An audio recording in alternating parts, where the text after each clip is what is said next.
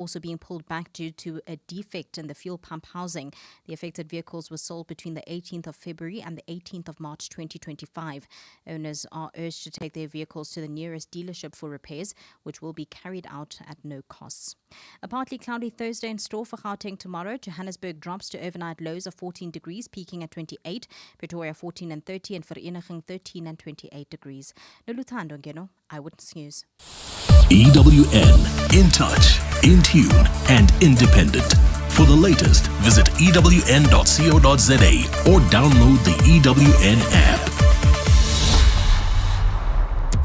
Comfort ends where Marawa Sports Worldwide begins. I want to comment or react on Lyle Foster.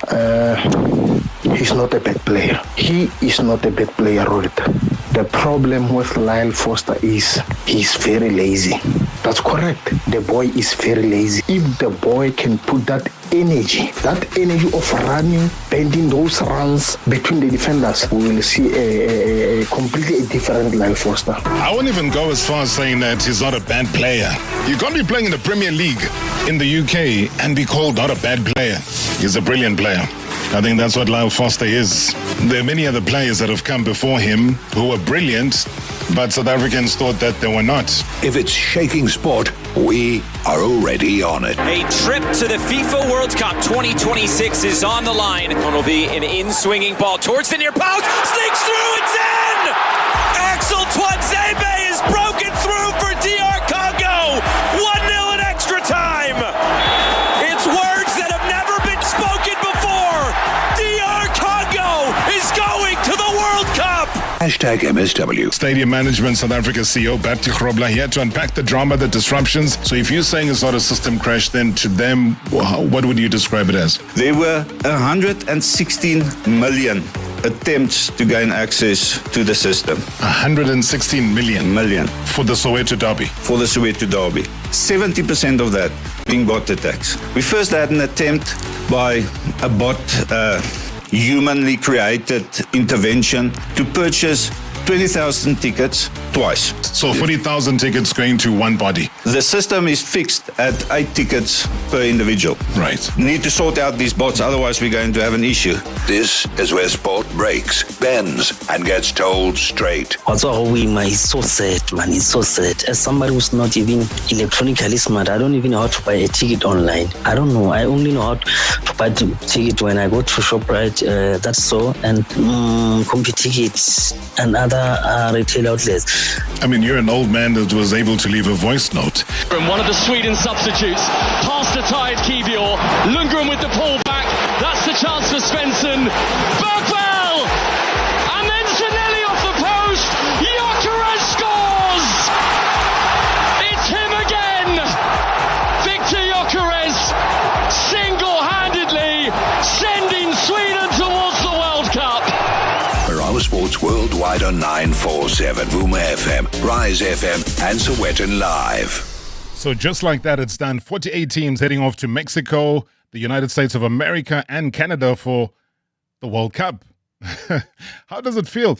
All right, we're going to be engaging, guys. So please, if you've been watching, you've been observing, some of us didn't even sleep because we had to watch up until the last minute to see whether Iraq will join Iran and head off to the World Cup. There was a crazy, crazy night of football. But I don't know, Italian fans who are listening right now, I would love to engage and hear from you. How, on God's green earth, do you describe what has just happened now? Italy again, not going to the World Cup. This is hashtag MSW, Marawa Sports Worldwide, proudly brought to you by Hollywood Bets. Let's go! The moments you remember. The games you can't forget. Marawa Sports Worldwide on 947, Vuma FM and Rise FM. Powered by Hollywood Bets. Rob, good evening. Disappointing result yesterday. Bafana in preparation to the 2026 World Cup. But I think there are just few things which the coach need to fix. I don't want to mention any names of players, but yeah, we need to sort out that strike force, man. We need goals. We are not going to win games without scoring goals. That's all from my side. Robbie Mpoye from Jamestown. Yeah, what a game in Cape Town. Hey, Cape Townians, well done. You packed that stadium out despite the loss against Panama. All I'm saying is that just the resolve of South Africans to rally behind their national team was clearly shown in Cape Town. If you were there, you lived the experience, I would love to hear from you tonight. So please share that as we decipher exactly what is going to happen in the next 71 days as we head towards the World Cup. I have no idea. All I know is it's exciting. Bob Marawa, no, Bob Marawa, nothing wrong with Bafana Bafana. We just need a striker. And we have a striker. We have Ikram Reyners, we have Venela Mutuma. Those two can solve our problem. That's all. I forgive the guy, the goalkeeper, Lin. Yeah, it was bad. It was terrible. That's terrible. But we have Ronza, we have Sipo, we have Koso. We're just trying that guy. We won't use that guy. We have goalkeepers. We just need a striker. Just introduce Ikram and Butuma there. Then we're fine. We've got the top defenders, top midfielders. Just need a striker. That's all. I'm not panicking. We are fine. Just add Butuma and Ikram there. Butuma as well as Ikram Reyners. That's the call. That's the rallying call saying that we do need goals. We definitely do, guys. I mean, you can't win football games without scoring. Lena, nothing wrong. At some point, Coach Hugo Broos had to give him an opportunity. You can't be playing friendly games and then just play Ronwen Williams. You know what Sipho Chain can do. You know what Ricardo Goss can do. So give him a chance. Let's see. Maybe he can rise up the ladder. Yeah, he concedes 2 goals. So what? Is he a bad goalkeeper? No. And that's why, talking about good or bad, to kind of turn our attention to, one of football's most decorated giants. I mean, a nation of 4 World Cups.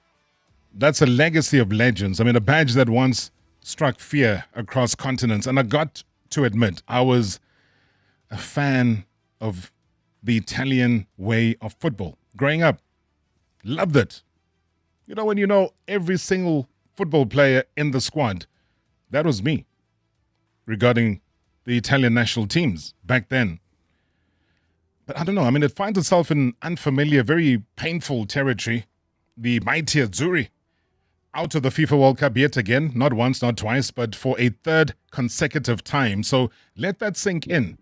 And since their last appearance at the 2014 FIFA World Cup, the Italian national team has endured a dramatic fall from grace, from lifting that trophy in 2006 under the iconic Marcello Lippi to now watching the world's biggest football stage from the sidelines. And that's what happened last night. Another chapter written in this football tragedy. A devastating defeat to Bosnia-Herzegovina in the World Cup playoff. Great for Bosnia-Herzegovina. Love it for them. That's what World Cups are about. But I mean, from shock elimination under Ventura against Sweden, you go back to 2017 to the heartbreak under Roberto Mancini against North Macedonia in 2022, and now under Gattuso, another collapse on the brink of qualification. I mean, there's a decline of a giant. Is that what we call it?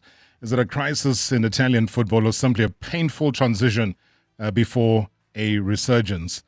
So joining us tonight to unpack the fall of the Azzurri, deeper issues within the Italian football, and also what the future holds, though, analyst Stefano Vigoriti. I can only imagine what's going through his mind. Steph, thank you so much for your time. Good evening. Mr. Marawa, you always call me at the worst moments of our footballing sort of periods before Champions League and after yet again another exclusion from a World Cup. Good evening, Robert, anyway. Yeah, we've had celebratory moments, I think, especially with Inter doing well in the Champions League before. But this really needed a call because I got so many messages the moment that happened. The moment Italy were kicked out, people said, let's have an open conversation because these are world-renowned football giants, or were, I don't know. How do you describe what is going on right now, Steph?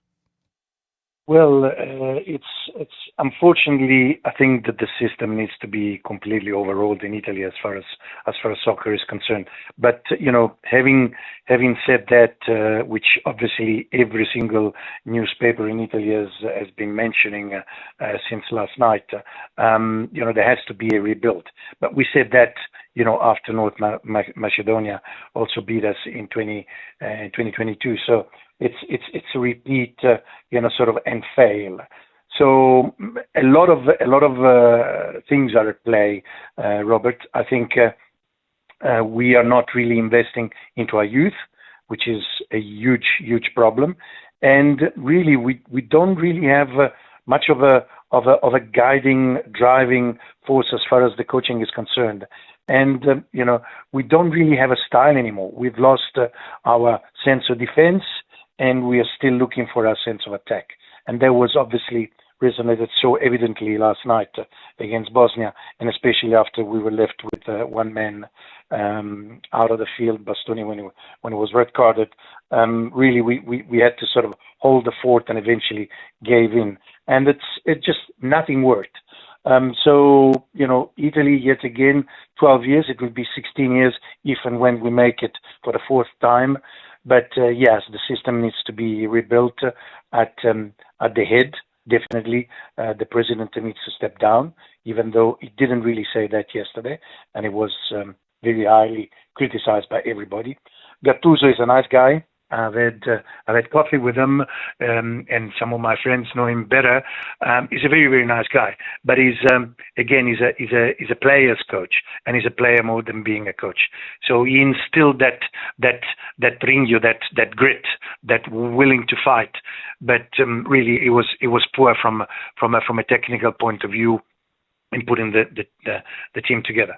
And if you'll allow me, Robert, I really have to understand how the qualification system works, because yesterday we've had a beautiful game, which was also Sweden-Poland, where Sweden beat Poland.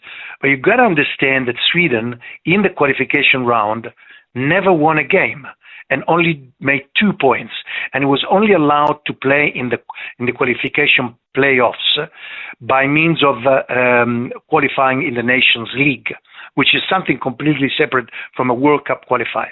Now here you've got a team that has never won a game in the qualifiers, who arrives by means of qualifying into another, some other sort of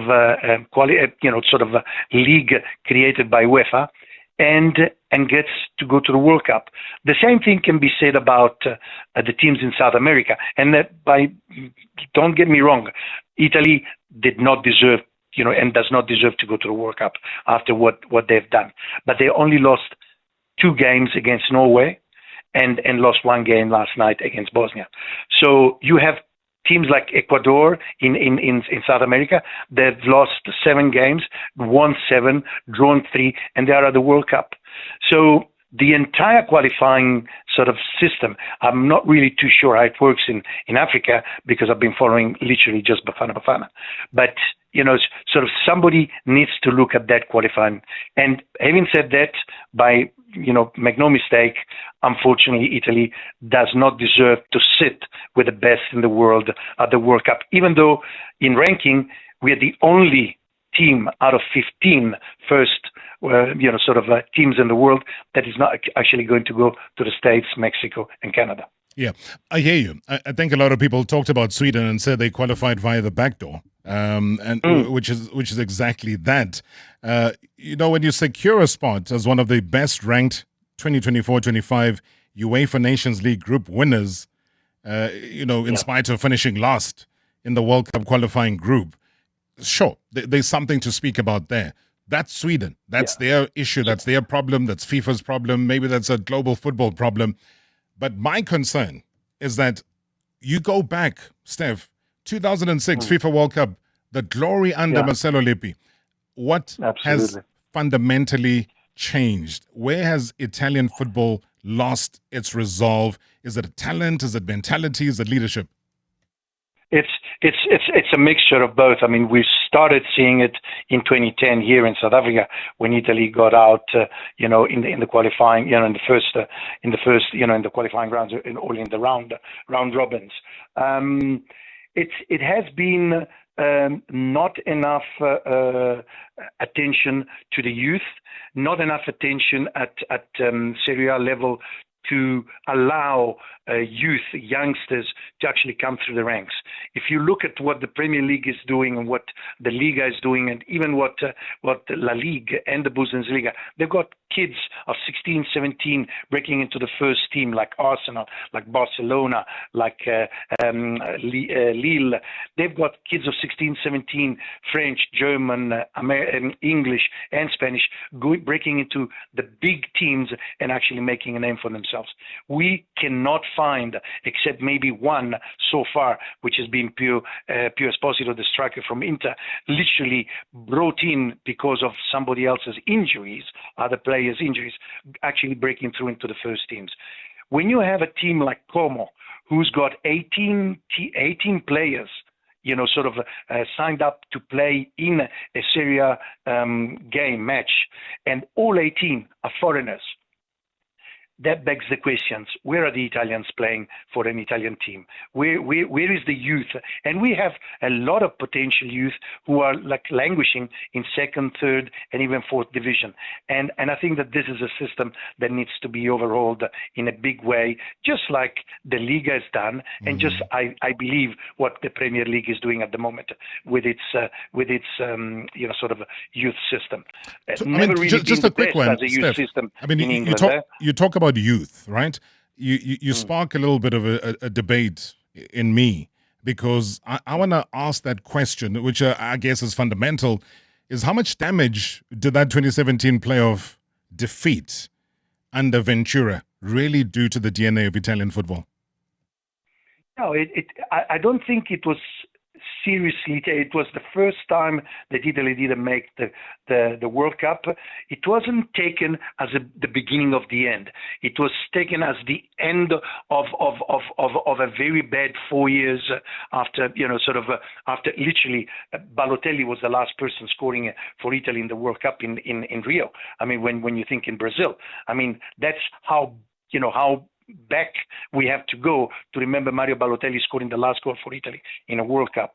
So it is something that we definitely, after 2017, we didn't take it seriously enough. And again,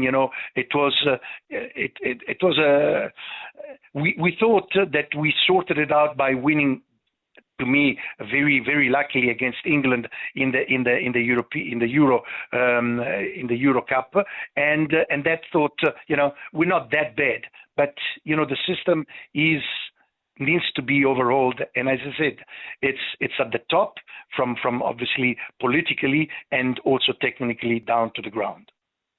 I mean, do you think if you walk down, to Santon, to the mall, and ask a couple of kids, they meet 3 Italian players, do you think you'll get names? You'll probably get Baggio, and you'll get Totti, and you'll get Del Piero, but that's 20 years ago. 100%.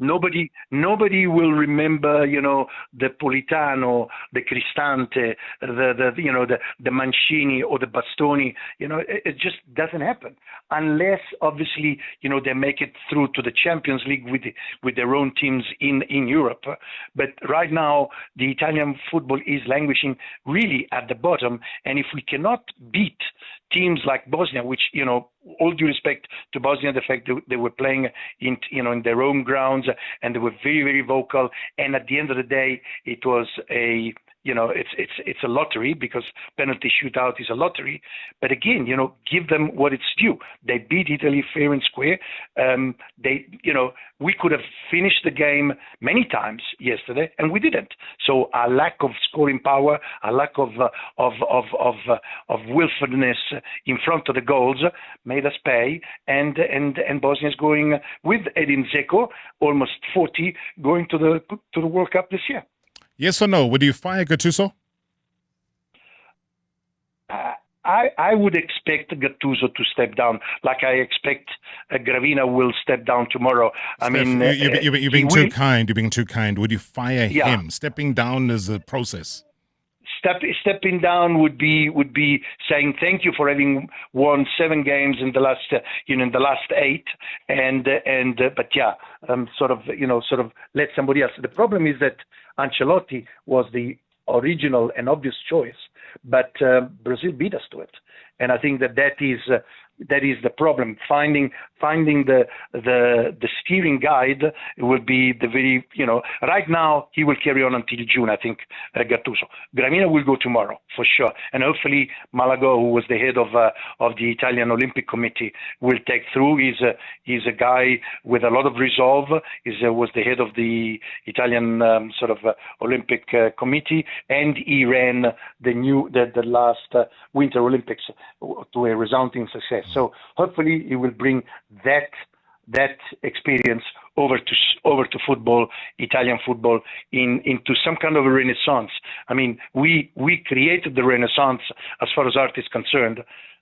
We need to create another art of renaissance for football as well in Italy. Let me try again. Steph, would you fire Gattuso?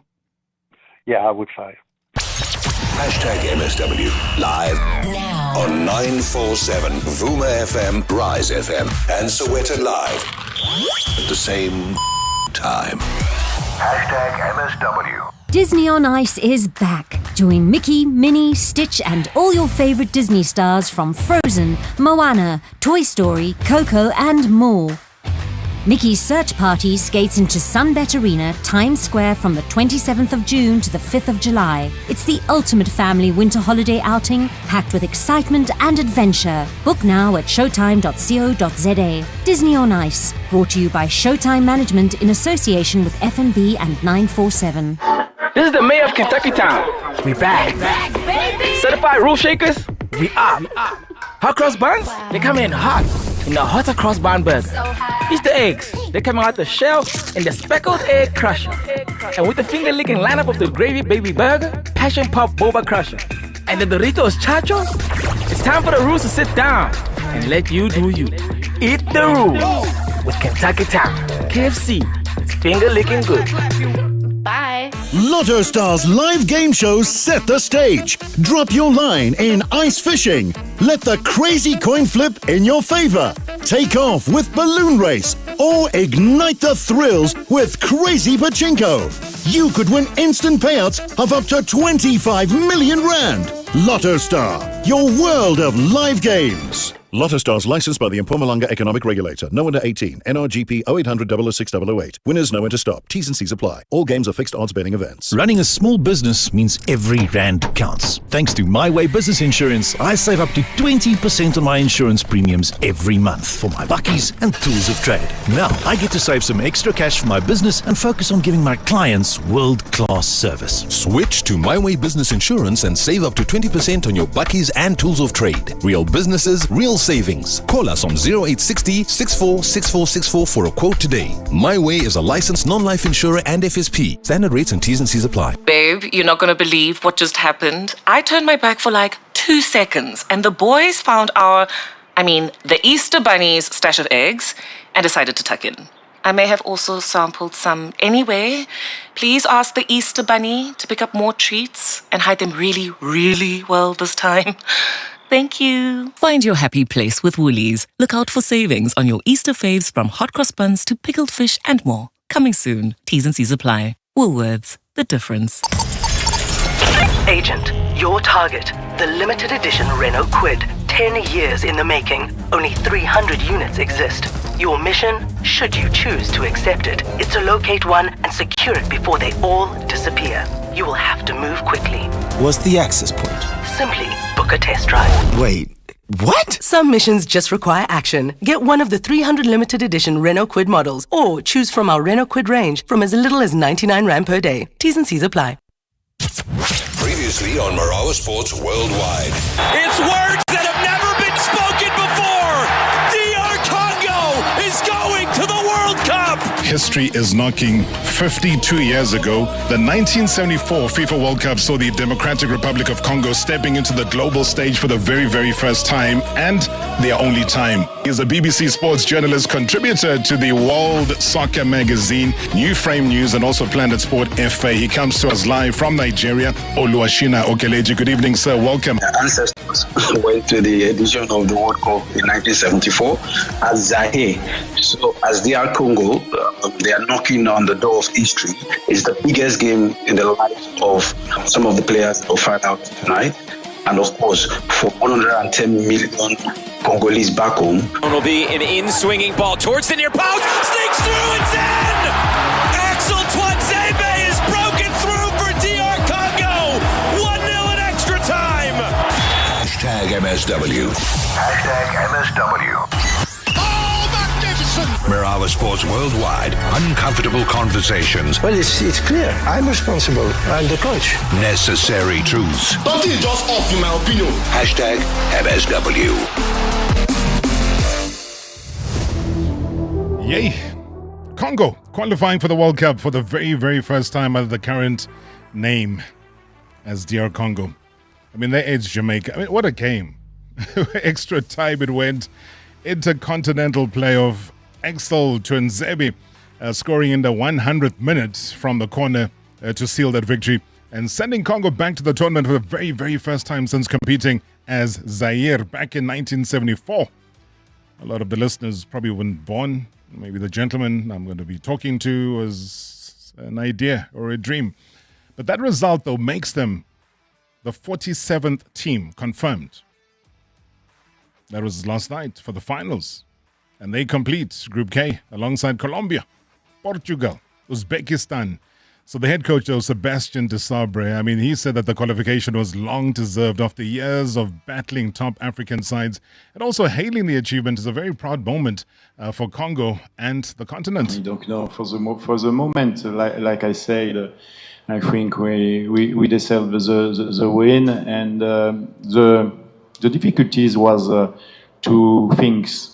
After the game, we need to be focused before and focus on our game. Today, I think sometimes we play well, sometimes we play bad, but I think we deserve today. But to be honest, we deserve from long time because it's 3 years, 13 matches against a big team, Nigeria, Cameroon, and all, and we are deserved for that, and we are proud of my team and also for the whole Africa, because we show a good image of Congo and whole Africa.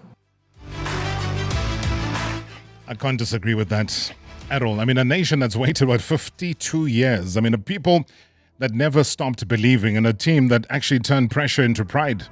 So DR Congo, the national football team, they call themselves Les Leopards, rowing back into the world stage, getting their place at the FIFA World Cup 2026 with that dramatic extra time win. I mean, from the disallowed goals to the relentless pressure, and also one of the defining moments when that goal was scored. Now, from Mexico to Kinshasa, millions of people you have seen on social media dancing, singing, filling the streets as the government declared a national holiday to honor the moment that transcended sport. Now, we all agree this is more than just qualification. This is redemption. I mean, it's a legacy that's been reborn. This is Africa announcing itself all over again. So let's bring you the man who's witnessed it all, an African Football Authority renowned storyteller, and also the only non-Congolese African journalist at that stadium, Gary L. Smith. Good evening, sir. Good evening, sir. How are you? Baba. How are you doing, my brother? I'm all right. Let me just paint the scene I'm seeing. We are 7 hours behind. No, we are 8 hours behind South Africa, I think. Yes. In Guadalajara, same city where the game was played. On the streets, very sunny, slightly cool, and people milling about doing their business. The school is school holidays time, so there are lots of kids out with their families, just chilling and having fun after a hectic school year. And of course, very, very colorful. It's Mexico, it's Guadalajara. So yeah, that's the situation here where I am. Listen, Gary, I mean, you've painted such a beautiful picture. All I know is that I have not in a very long time felt the energy, the atmosphere through just the television of what happened last night. Yeah. I mean, take us back into that stadium when that extra time goal went in. I mean, what did that feel like in that exact second? First of all, the surprising thing for me was that there were 39,000 people plus in that stadium for a game between two teams that were not from the country. That was the first surprise. Secondly, for reasons I don't fully understand, the people who came there were mostly Mexicans, and they were supporting by about an 15% margin. They were supporting GRC.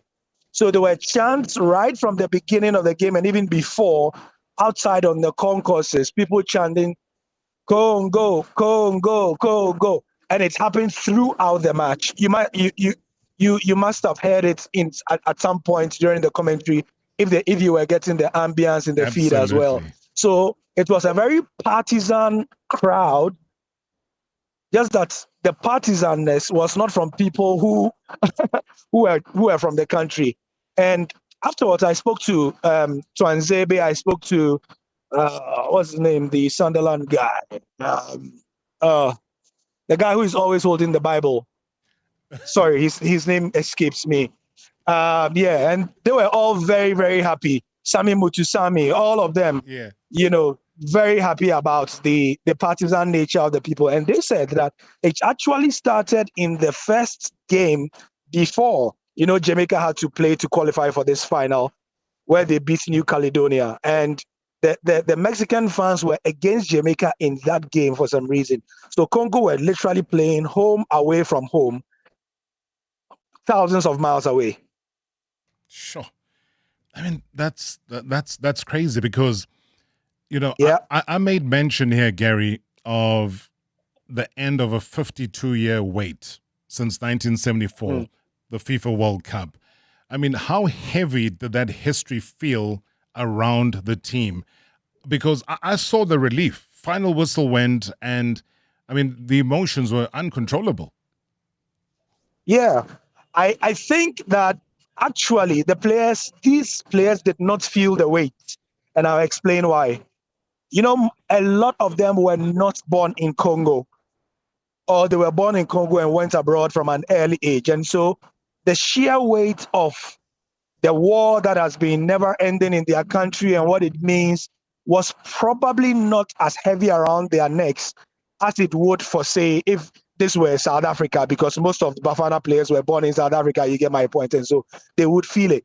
So, yes, they understood why it was important, but I don't think it hung around their necks like that. In fact, a lot of these guys are third generation, whatever country that they come from, France, UK, or whatever it is as well. So in that sense, yes, it was an important game for them, but emotionally, a lot of them were saying that they hoped that they would be taken to Congo now, today or yesterday or whatever, to go and celebrate with the people in order to, breathe in the atmosphere of what it really, really means to the people before they go back to their clubs after the international break. Yeah. I mean, I had a visual of when you mentioned the guy that's always holding the Bible, and I could only think of one name, and it's a biblical name because it can only be Noah. Noah it can only Siddiqui. be Noah. It can only be Noah Siddiqui. Noah Siddiqui. I mean, there's no more biblical name than that. Now, I mean, you go from Zaire as it was back in '74 to DR Congo in 2026. The identity, the structure, the ambition. How far do you think, though, Guess, can this DRC team go in the World Cup? Do they have the resolve? Do they have the flair to just say, you know what? Guys, this is a once-in-a-lifetime World Cup. Let's go for it. Let's head into the knockout stages. Oh, Rob, they have flair. I mean, they have flair in South African abundance. Congolese seem to be born with flair in their legs and in their DNA. I mean, look at the way they dance. They dance like you guys, my friend, my brother. And they bring that kind of dancing into football. The problem with them is that unlike the South Africa of now, the Congolese are notoriously frustrating to watch. They overdo the flair. There's too much piano and shoe shine football about them, and it has been a struggle for as long as I've been watching African football for coaches to coach the flair no, not out of them, but to balance it with structure and focus and the ability to just use your flair to get a result. You know what I mean? Yeah. So that has been the problem with them. And that's my biggest fear. Remember, they are going to be in Group K with their first match being against no other than Cristiano Ronaldo's Portugal. You know, they have Uzbekistan and Colombia also to contend with. And from yesterday's game, Rob, I noticed that you were watching it because you were tweeting it out as well. My friend, we haven't slept. Very, very, very, very profligate. They were so wasteful. Now, apparently, there was an explanation. Sami Mutusami told me that they really struggled with the altitude. You know, here we are many thousands of meters above sea level. And so even though they came early to acclimatize, you know, it clearly was a struggle for them. And you notice that they only got better in extra time because it seemed that is when their bodies, you know, had gotten used to the conditions. So maybe in the United States, they will be more used to the weather. Maybe it will be more favorable. Remember, most of the games will be in the dead of the afternoon, which most of them are pretty much used to. You know, their hydration breaks as well. So we are hoping that from the non-football side of things, the external factor side of things, they are going to have enough. But from the DRC team that we have seen, you know, we saw them against Nigeria in the playoffs in Morocco. We saw them, they beat Cameroon to get here. This is a DRC team that have qualified the very hard way, Rob. And so none of those three teams in the group stages should underestimate their resolve. All they have resolve. What I don't know is whether they will have enough tactical nerves, you know, and creativity on the day to do the business. But they certainly have the ambition and the ability to do that. Also, somebody should have a word with their main striker, Cedric Bakambu. Rob, he's one of the most giftedly wasteful strikers I've ever seen in my life. Most giftedly what? Giftedly wasteful, my brother. Look, I cannot name 10 players in the world who are as good as this guy in missing, who can find spaces as a striker. I cannot name 10 players. And yet, when he gets in those spaces, it seems like he loses all ideas about what to do with the space and the ball at his feet. You know, so his conversion rate is atrocious. He does score goals, but his conversion rate is just not what a top striker should have. I love your lyrical genius that you do have, Gary L. Smith, as being the only non-Congolese journalist at that stadium, wrapping it all up for us. When are you coming back home? God willing, I leave tomorrow. My flight is only 18 hours back to my home in Ghana. Only 18 hours. Jeez. Only straight? Jeez, yeah. It's a direct flight from here to Amsterdam, 12 hours, Rob. So I'm going to be in that can for 12 hours to Amsterdam and then 6 hours to Ghana. It sounds like we do this for the love of football, my brother. I know. And the love of football makes us love the love of Africa. The love of football that you have makes us love your work even more. So write a book in those 18 hours. When you land, publish it, and we'll be there to support you. Gary L. Smith, thank you so much indeed. Appreciate you. Cheers. What a brilliant football mind, African football specialist who has just covered the Continent's World Cup qualifiers extensively and was the only non-Congolese journalist from Africa at the match live from Mexico. #MSW live now on 947 Vuma FM, Rise FM, and Sowetan Live at the same time. #MSW. To live wealthier, you need to be able to grow your assets. At Standard Bank Private, you get a team of internationally acclaimed financial experts to advise you on local and global investment strategies. Plus, being with a leader in home loans, you can start expanding your property portfolio. So, come live wealthier with Africa's best private bank. Apply online at standardbank.co.za. Standard Bank is an authorized FSP and registered credit provider. T's and C's apply. Ma'am, do you know why I pulled you over? No. Your tires. Yes? They're nice. Like premium nice. Thanks. And all these bags? It's a lot.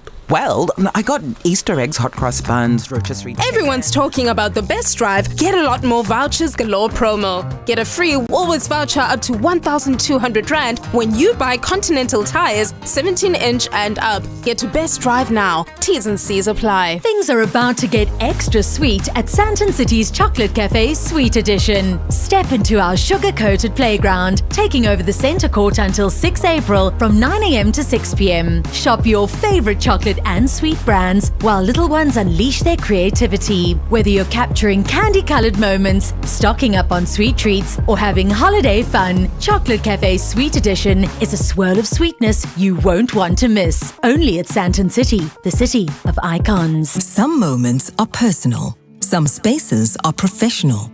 All of them deserve care.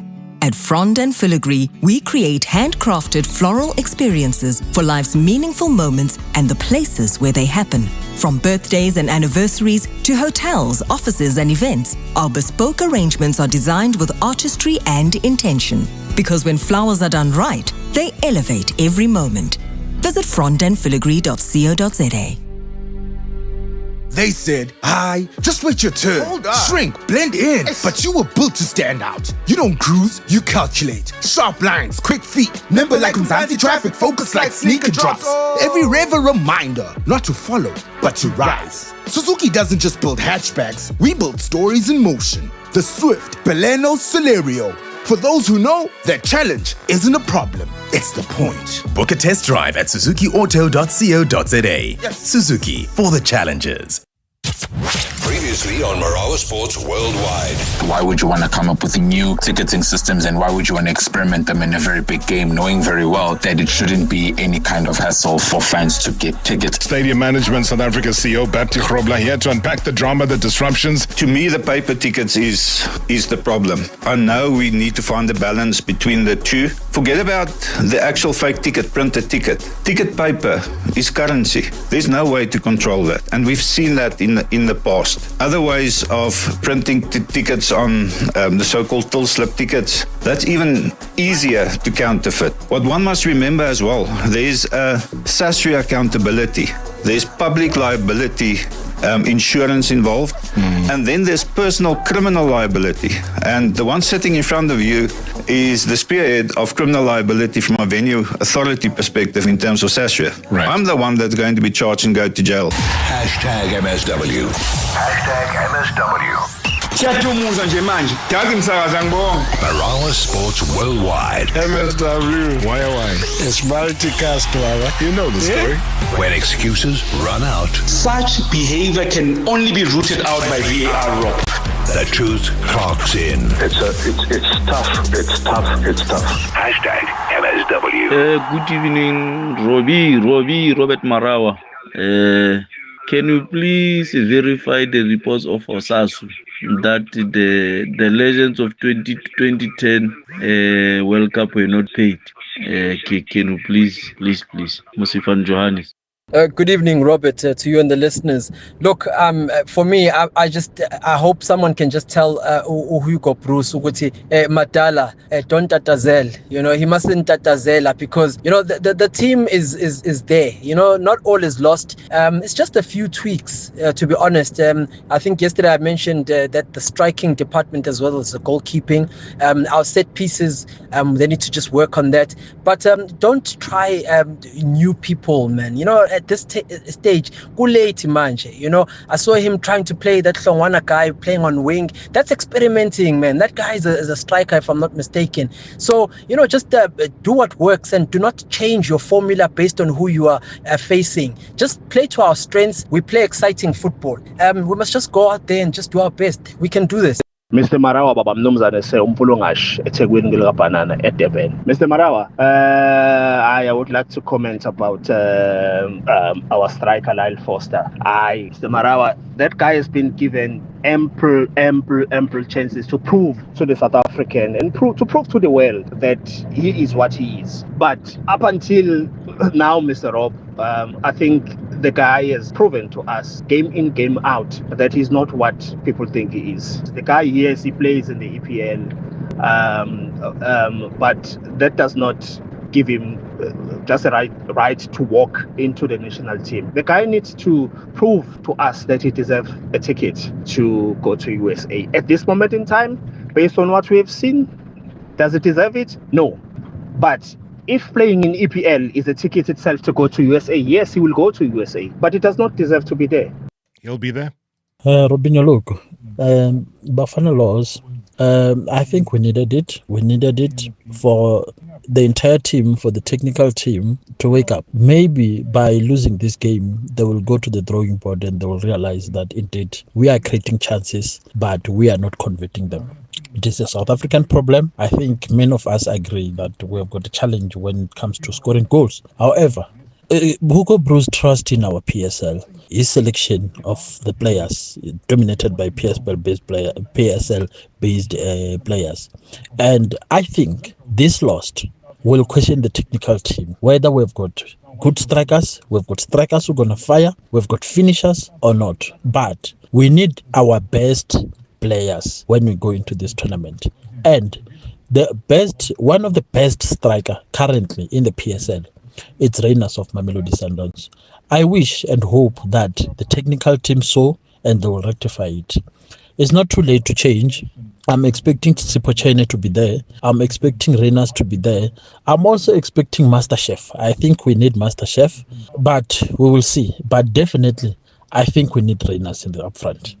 Yeah, needing MasterChef and MasterChef cooking in terms of improving his game is a different story.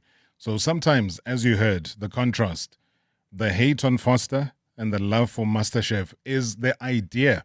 So people live in the idea of what MasterChef can do and deliver and what we hope he can do and deliver. But is he delivering right now?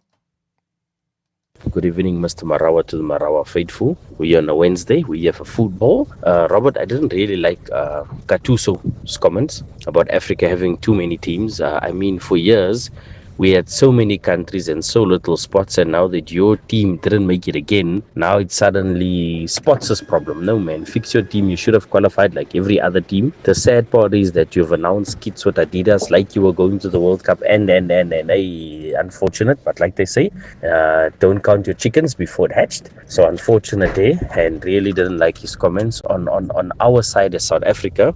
Creativity. I know Panama's not a top team, but it's a good team still, and we're going to have better teams in the World Cup, and I feel like we lack a lot of creativity in that team, where players are there because of what they did in the past in their names, but I don't see them performing. I think we need players that are actually now in the right space, now doing the right things football wise, that needs to go to the World Cup, and not people that have done it before. I don't think that works like that. I don't think that's going to get us anywhere in the World Cup. So let's hope he makes the right changes before he announces that team. Surprises even on the Europe front for the team that got the last spots. A big congratulations to Congo, adding to the African field. I hope that this year in the World Cup we'll have an African team actually go very far. So the teams need to kick up a notch, and we need to keep it going. We need to show the people why we're there as Africa. So let's hope for the best. Thanks, Rob. Cheers, Lenya. Hi Rob, this is Tom Nyati from Eden. Greetings to you and greetings to MSW shareholders. Rob, generations come and go. It is that time for the Italian generation to go. I feel sorry for them, but it is what it is. They should try harder next time. And then Rob, Bafana, I think it was okay to lose that friendly match, because we would have gone to the World Cup thinking we have it all and then get embarrassed today. I think Hugo Broos now knows what to fix. We're not good in defending set pieces. So that alone, it exposed a lot of things. Ricardo Lina, the goalkeeper, I feel sorry for him, man. He was also exposed. He was thrown in the deep end. You don't substitute and put him at that time when the game is evenly balanced. But it is what it is. He has to go there and prove himself. Congratulations to DR Congo and the people of DRC for qualifying for the World Cup for the first time in 52 years. That was great. You can't beat Cameroon, you can't beat Nigeria and not make it to the World Cup, Rob. That was written. Thanks, Rob. Evening, Mr. Marawa and the shareholders. Kunzima, Mr. Mara. Ronunu Lams concedes every game, although he was substituted yesterday. Our defense can't defend set pieces. We're struggling to convert chances. It's tough. But then I still say we need Ikram Reyners and Tembinkosi Lodge. And I think we can play three at the back, but then give Mbogas the John Stones role he used to play in 2022, 2023. I think that could work for Bafana. Hi, Mr. Marawa and the team. I'm pleased that Italy failed to qualify for the World Cup, especially after Gattuso's utterances against African countries. He criticized the expansion of the World Cup, but still he failed to qualify in the expanded World Cup. So for me, I love Italians, but well done, Gattuso. David in Parkwood. Good evening, Robert, and good evening to your listeners. Well, yesterday, I went to the Cape Town Stadium, Baba. What a spectacle. I've never seen anything like that. I mean, so many people coming to support Bafana Bafana. It was electrifying outside the pitch. Everything was nice. I mean, the new Bafana Bafana jersey. Yeah. I think Bafana were given a proper send-off. But, well, looking at the match itself, I don't think they played badly. They played exciting football, but it's not enough at this level. It's not enough, Robert, to play exciting football and not hurt teams. And Panama played football, which I call streetwise football. They controlled the game without possession. I mean, it happens. You can control the match without having much possession of the game. I mean, South Africa played neatly, like neat football, but they didn't create a lot of chances. But the coach can take comfort with some of the players. Okon, the centre back, what a player. Mbogazi has improved. Also, Rele Mofokeng playing as a number 10, good player, nice touches. So going forward, Bafana can learn from this, and hopefully that the next few weeks he can fine-tune his team so that we have enough firepower up front to create chances for the strikers. Thank you, Robert. Steph is aggrieved. He is aggrieved. Oh, Congo Brazzaville. Listen, they are marvel to watch. They play so well. I watched that game also. They are marvel to watch. I think they'll go far. They've got a good coach. They've got good players, strong. They play as a unit. Good Lord. Wow. Yeah. I could actually play these voice notes up until 9 o'clock. The shareholders on fire today. Thank you so much indeed for the reaction, the communication, everything. The last few moments of the show, I want to head off to Germany because I haven't spoken to this man in a while. I mean, when the curtain rises in North America, I think some of the games most iconic nations will be watching from home. That's a reality. So that's the beauty of football. It's also the brutality of World Cup football. But the stage is complete. I mean, the cast is locked in. The groups are finally set. So the question for me is, who's got the dream draw, actually? And who's already staring down the barrel of elimination? All right, let's break it right down. Founder of Result Sports, that's at Result Sports, a shop analyst, a worldwide lens man, all the way from Germany. Mario Leo joins me on the line. Mario, thank you so much for your time. Good evening. Good evening, Robert. It's a great honor and a great pleasure to be back on the show today. Oh, man, what have you made of this World Cup? Last night, in the wee hours of this morning, should I say, in South African time, Iraq saying we're not going to stay behind. We're going to join the likes of Iran and Bosnia and Herzegovina. We're going to be heading off to the World Cup. How do you summarize what you've just seen? Yeah, obviously it was the last piece to get to the center stage, and the center stage will be Mexico, US, and Canada in June. And I'm glad now everything is packed. Everybody can plan. Coaches can kind of go in their pre-selections. Obviously, the teams who were qualified already used it, like Bafana Bafana or Germany. So Austria, for example, like for me, a little bit of a hidden gem or a hidden favorite. So they all play well so far, and they kind of, as I mentioned, the coaches look for the right mix of the squads, and then ready for a big stage World Cup tournament. And I think it's going to be one of the best competitions we will ever see. I mean, does the format actually truly globalize the game, though? I saw clips, people were posting what was happening in the streets of Bosnia and Herzegovina, and just the excitement. And for me, it really showed, Mario, again, just the power, the brutal force of what a World Cup really means to the world.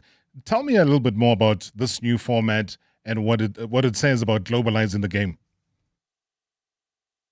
Yeah, obviously, I think FIFA is trying to balance the power, I would say, and try to integrate as many nations and national teams to the new format. Obviously, for the host nations, there is additional stress because we obviously know that the world has been very disrupted nowadays with political issues, with wars we have. We already see that nations like Iran trying to, to, to kind of divert their matches to Mexico or neutral countries. So it's going to be a very political environment because obviously the world is a little bit unstable, and football has the power to unite the global community because of the big interest. There's more than 3 billion people around the world are interested in football, so that's 45% of the population of our planet. And with competitions like this, obviously the interest for this type of tournament is growing. So it's that's why Infantino, and I praise him for that, has managed to bring football to the global political stage. Yeah, when there are peace negotiations in Egypt, Infantino is around, which is okay because it shows the power of football. It's not okay to award a peace prize to somebody who is doing war, but in terms of balance of where football belongs, they're very, very high up, and everybody knows that football obviously has the power to change humanity. I mean, we were chatting to Stefano Vigoriti just early on about the demise of Italy here, Mario. And beyond Italy, though, I look at it and I see 5 traditional heavyweights, they are out. Is this like a shift in global power or just a bad cycle for the big nations? It's just a bad cycle, and football has developed tremendously. The game of football is fast, is powerful, and some federations have not moved towards this new type of football. They have static infrastructure. There's no school projects. Yeah, there's a difficulty to align kind of the youth talent into senior premium or prime product. So that's something which you need to evolve, and that's why Italy, the Italian players made a significant mistake when Wales and Bosnia kind of happened, because there were so many videos on social media that the Italian team were celebrating in the hotel that Wales was out and Bosnia is in, because they believe that obviously it's an easier opponent. And then obviously it was another 30% motivation for Bosnia and the population of Bosnia, and the crowd was buzzing. It was not only 11 versus 11, it was 11 versus an entire country. And that's why you then can see the celebrations in Sarajevo. Yeah, beating the giant is just extraordinary to see. And we're going to see these pictures in the summer in a few countries, I presume. Would you be going to the World Cup? I won't be going, but I will be watching every single game. Any reason why, Mario? There are multiple reasons. Obviously, from a political perspective, I don't like the instrumentalization of football to becoming too political, and especially in the US, this will happen. And I'm a bit concerned that throughout the course of the tournament, that the host nations, Mexico and Canada, will kind of unite against this political power of the US, and I just don't want to be instrumentalized in that. But I love the game of football, and you know me, I'm more the traditionalist, and therefore I will watch every single game because I love the game, but I don't want to be the political part of the World Cup. I was going to say that, Mario Leo, I know you as a purist of football, the lover of the game, and I fully concur with all that you say. Drive safely. Everything of the best. Good to chat to you. Chat to you soon again. Yes, same for me as well. I thank you so much for having me on the show. I look forward to be on the show again. Maybe we do something like we did in the last European Championships, to make like a frequency of visits. I'm really happy to join you, and I wish everybody a great night. And I actually loved the motions you put in from all the listeners, from the stakeholders of your show, which shows the love of the game as well. Yeah. And see, I think some of the South Africans are too modest, because I think South Africa will reach the knockout stage, and I wish you in the preparation, and Bafana in the preparation, all the very best. collect the motions, collect the power, and show the world how strong South Africa represents itself on the world stage. What a positive way to wrap it up. Mario Leo saying South Africa will go to the knockout stages of the FIFA World Cup. That's Mario Leo, founder of Advertisements Sports, joining us live from Germany. This is Marawa Sports Worldwide, proudly brought to you by Hollywood Bets. The thrill, the drama, the action. Let the game begin. Marawa Sports Worldwide on 947, Vuma FM and Rise FM. Powered by Hollywood Bets.